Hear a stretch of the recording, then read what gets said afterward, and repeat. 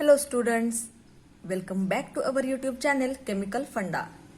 In today's video, we are going to see some basic concepts of chemistry. आता तुम्हाला chemistry learn करण्यासाठी ज्या काही बेसिक कन्सेप्ट्स माहिती पाहिजेत ते आपल्याला लर्न करायचे आहेत. तर सुरुवातीला आपण बघूया की what is mean by chemistry. Chemistry कशाला म्हणायचं. So we can define chemistry as chemistry is the study of composition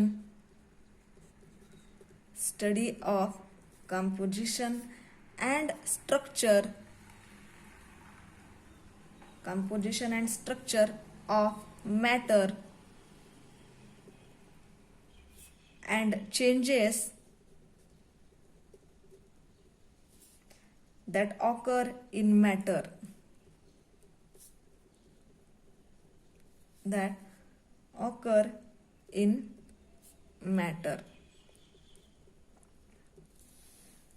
chemistry म्हणजे काय. Study of composition and structure of matter. आता मॅटर कशाला म्हणायचं आधी बघूयात आपण. So what is mean bye matter. Matter म्हणजे काय. Anything that occupies space and has mass.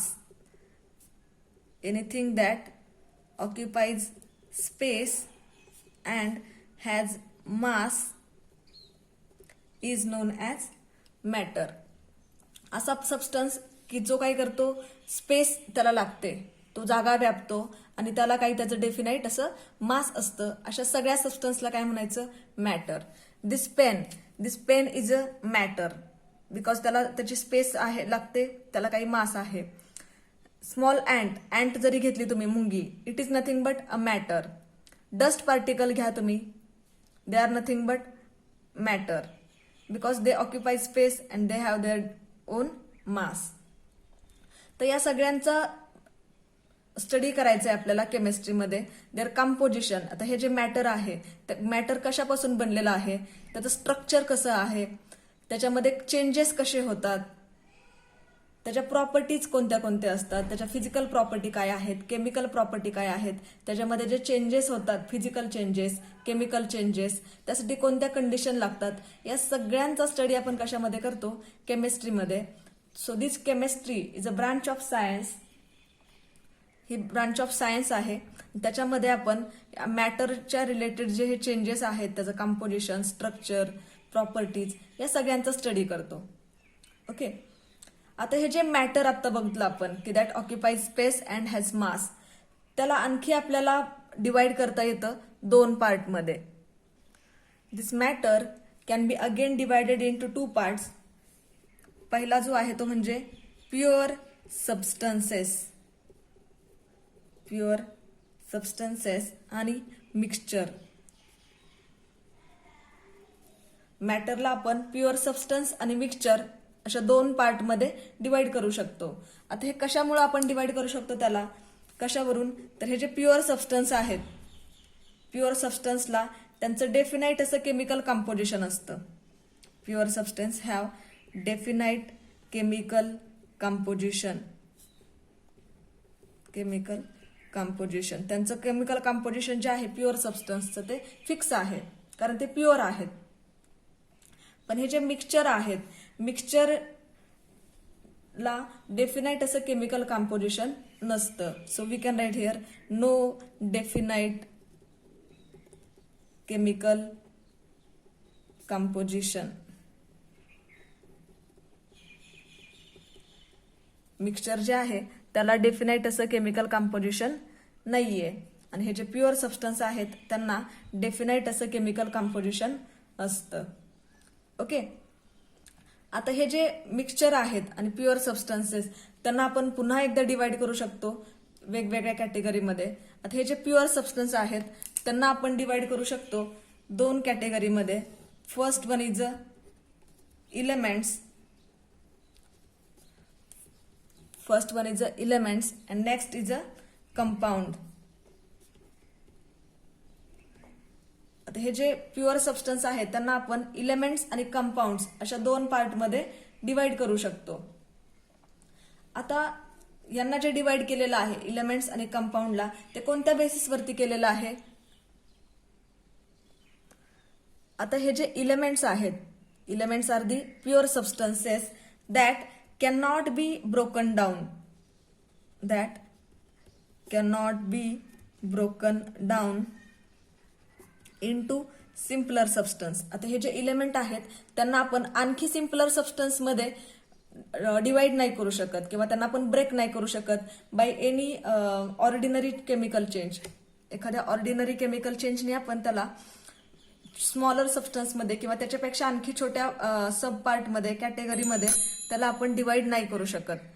परंतु हे जे कंपाऊंड्स आहेत, this compounds can be broken down,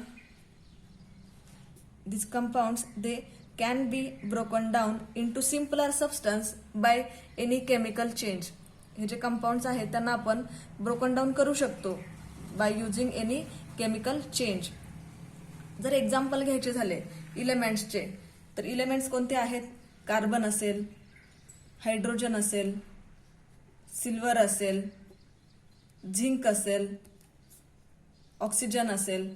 तर हे सगळे खूप सारे इलेमेंट आपल्याला माहिती आहेत. आतापर्यंत 118 इलेमेंट्स डिस्कवर झालेले आहेत. So all these elements they cannot be broken down. Okay. आता जे कंपाऊंड्स आहेत, जर फॉर एक्झाम्पल घेतलं तुम्ही H2O किंवा CO2, HNO3, हे काय आहेत? कंपाऊंड्स आहेत. या कंपाऊंड्सला आपण पुन्हा स्मॉलर पार्टमध्ये ब्रोकन डाऊन करू शकतो. फॉर एक्झाम्पल H2O जे आहे, H2O is made up of hydrogen and oxygen. तो हायड्रोजन आणि ऑक्सिजननी बनलेला आहे. CO2 जो आहे, it is made up of C and O, carbon आणि ऑक्सिजननी तो बनलेला आहे. HNO3 is made up of hydrogen, nitrogen and oxygen. या 3 इलेमेंट्सनी तो बनलेला आहे. So this compounds they can be broken down into simpler substance or simpler elements. इलेमेंट्समध्ये आपण त्यांना ब्रोकन डाऊन करू शकतो, पण इलेमेंट्सला आपण ब्रोकन डाऊन करू शकत नाही. So this is the basic difference between the elements and compounds. येतं लक्षात?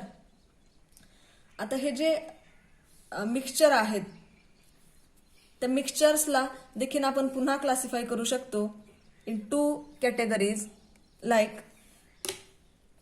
homogeneous mixture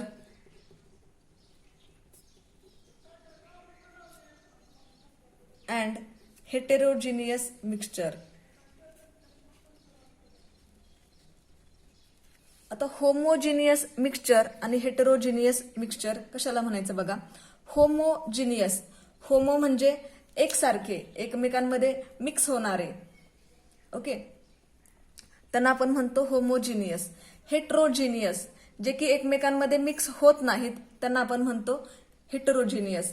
जर एक्झाम्पल दिलं तर तुम्हाला लगेच लक्षात येईल. बघा, फॉर एक्झाम्पल होमोजिनियस मिक्सचरचे एक्झाम्पल बघा. Water plus milk. आता वॉटर आणि मिल्क एकमेकांमध्ये मिक्स केले तर ते काय फॉर्म होईल? मिक्सचर फॉर्म होईल. ओके. आणि हे जे मिक्सचर आहे ते कसं मिक्सचर आहे? होमोजिनियस मिक्सचर आहे. म्हणजे वॉटर आणि मिल्क आपल्याला एकमेकांमधून असे वेगळे कळत नाहीत की याच्यामध्ये वॉटर किती आहे आणि मिल्क किती आहे. पण हे जर तुम्ही वॉटर अँड ऑइल, वॉटर आणि ऑइल यांचं जर मिक्सचर घेतलं तर तुम्हाला 2 सेपरेट लेअर दिसतात. वॉटरचा सेपरेट लेअर दिसतो आणि ऑइलचा सेपरेट लेअर दिसतो. ऑइलचा लेअर तुम्हाला वरती दिसतो, वॉटरचा लेअर तुम्हाला खालच्या बाजूला दिसतो. मग तुम्हाला त्याच्यामध्ये सेपरेशन करता येतं की वॉटर किती आहे आणि ऑइल किती आहे, कारण ते मिक्स होत नाहीत. म्हणून अशा मिक्सचरला काय म्हणायचं? हेटेरोजिनियस. जे एकमेकांमध्ये मिक्स होतात त्यांना काय म्हणायचं? होमोजिनियस. तुम्ही आणखी एक्झाम्पल देऊ शकता, वॉटर प्लस अल्कोहोल. ओके. किंवा हेटेरोजिनियसचं तुम्हाला आणखी एक्झाम्पल देता येईल, kerosene plus water. They are again heterogeneous mixture. त्यांना आपण सेपरेशन त्याच्या 2 लेअरचं करू शकत नाहीये. आता हे जे इलेमेंट्स आहेत त्या इलेमेंट्सला देखील आपण पुन्हा क्लासिफाय करू शकतो 3 कॅटेगरीमध्ये. हे जे इलेमेंट्स आहेत, elements again can be classified into 3 different categories. Metals, non metals and metalloids. Metals, non metals and metalloids. आता हे जे मेटल्स, नॉन मेटल्स आणि मेटॅलॉइड्स आहेत त्याच्या प्रॉपर्टीज वरून त्यांचं क्लासिफिकेशन केलेलं आहे. मेटल्स जे आहेत, मेटल्सला शायनी अपीरियन्स असतं, त्याला आपण लस्टर म्हणतो. Metals they are having lustre.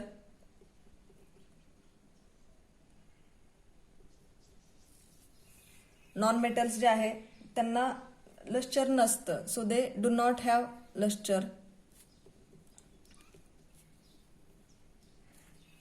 आणि मेटॅलॉइड्स जे आहेत त्यांच्या प्रॉपर्टी या मेटल्स आणि नॉन मेटल्सच्या मध्ये असतात. म्हणजे एक्झॅक्टली ते मेटल सारखे पण नसतात आणि ते नॉन मेटल सारखे पण नसतात, पण त्यांच्या ज्या प्रॉपर्टीज आहेत त्या इंटरमिडिएट असतात. मेटल्स काही मेटल्सच्या प्रॉपर्टी दाखवतील, काही इलेमेंट्स नॉन मेटल्सच्या प्रॉपर्टी दाखवतात.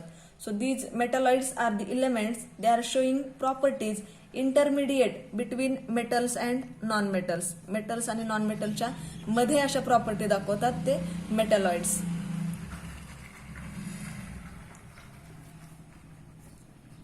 किंवा त्याच मेटॅलॉइड्सला आपण सेमी मेटल्स असं देखील म्हटलं जातं. Semi metals. आता हे जे मेटल्स आहेत, metals can conduct heat and electricity, non metals cannot conduct heat and electricity. But त्याच्यामध्ये एक्सेप्शन आहे, graphite. Okay, metals are having lustre, non metals do not have lustre, पण त्याला एक एक्सेप्शन आहे, आयोडीन. एक्सेप्शन आहे त्याच्यामध्ये iodine. Iodine is a non metal, पण त्याला लस्टर असतं, चकाकी असते आयोडीनला. मेटल्स जे आहे त्याची सेकंड प्रॉपर्टी आपण बघितली, they can conduct heat and electricity. Heat and electricity ते काय करतात, कंडक्ट करतात. पण जे नॉन मेटल्स आहेत ते हीट अँड इलेक्ट्रिसिटी कंडक्ट करत नाहीत. म्हणजे ही जी प्रॉपर्टी आहे, heat and electricity metals conduct करतात, नॉन मेटल्स कंडक्ट करत नाहीत.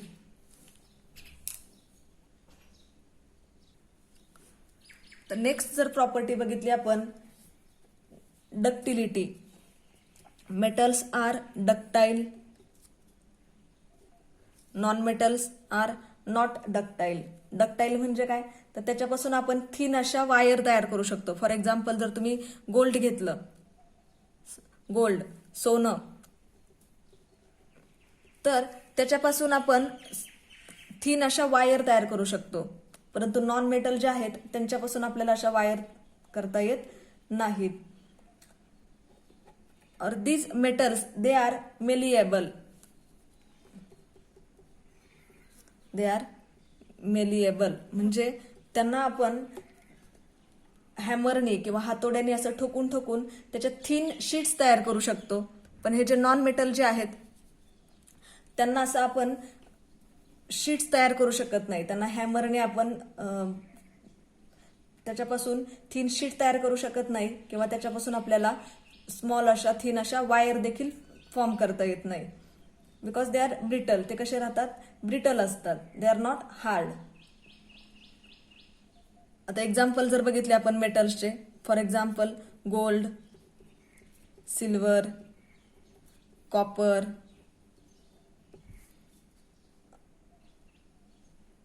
झिंक, तर हे काय आहेत, सगळे मेटल्स आहेत. जनरली सगळे जे मेटल्स असतात, metals exist in a solid state. There is only one exception, that is mercury. Mercury is a metal but it exist in a liquid state at room temperature. आता हे जे non metal आहेत त्यांचे जर example बघितले आपण, iodine, carbon, nitrogen, oxygen, हे सगळे काय आहेत, नॉन मेटल्स. आणि मेटॅलॉइड्स जो आहेत, metalloids are nothing but silicon, germanium, arsenic, हे काय आहेत, सगळे मेटॅलॉइड्स आहेत की ज्यांच्या प्रॉपर्टीज या मेटल्स नॉन मेटल्सच्या मध्ये आहेत. आपण एका वेगळ्या व्हिडिओमध्ये मेटल्स, नॉन मेटल्स आणि मेटॅलॉइड्स आणखी थोडं डीपमध्ये बघणार आहोत.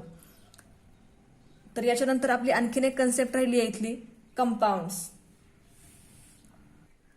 आता हे जे कंपाऊंड्स आहेत मगाशी आपण बघितलं दे कॅन बी ब्रोकन डाऊन. म्हणजे हे जे कंपाऊंड्स आहेत ते फॉर्म होताना कसे फॉर्म झालेले असतात, they R made up of 2 or more than 2 elements in a fixed proportion. हे जे कंपाऊंड्स आहेत त्याच्यामध्ये 2 or more than 2 elements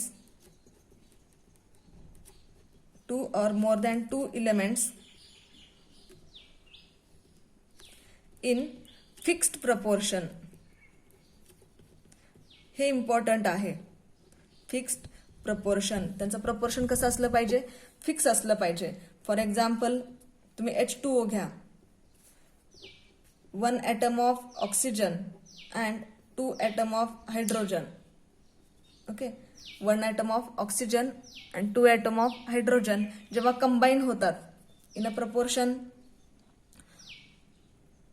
suppose hydrogen पहिल्यांदा लिहिलेलं आपण 2:1, 2 हायड्रोजन 1 ऑक्सिजन, प्रपोर्शन काय झालं त्यांचं 2:1. तर या फिक्स प्रपोर्शन मध्ये जेव्हा हायड्रोजन आणि ऑक्सिजन कंबाईन होतील it will form H2O. Example तुम्ही आणखी एक घ्या, CO2, 1 atom of carbon and 2 atom of oxygen, proportion झालं पुन्हा एकदा 1:2. 1:2 प्रपोर्शन कार्बन आणि ऑक्सिजन ज्यांचं जेव्हा असेल तेव्हा आपल्याला CO2 फॉर्म होईल. ओके, तर या काही बेसिक कन्सेप्ट आहेत की ज्या तुम्हाला केमिस्ट्रीचा स्टडी करण्याच्या अगोदर माहिती पाहिजेत. आता याच्या पुढे आपण बघणार आहोत की स्टेट्स ऑफ मॅटर किंवा मेजरमेंटसाठी कुठल्या प्रॉपर्टीज लागतात ते आपण नेक्स्ट लेक्चरमध्ये बघूयात. आता या व्हिडिओच्या खाली मी तुम्हाला डिस्क्रिप्शन बॉक्समध्ये एक लिंक दिलेली आहे. त्या लिंकमध्ये तुम्हाला टेस्ट दिलेली आहे. जर तुम्हाला हा व्हिडिओ समजला असेल तर ती टेस्ट सॉल्व्ह करण्यासाठी प्रयत्न करा. जर काही क्वेरी असतील तर नक्की विचारा.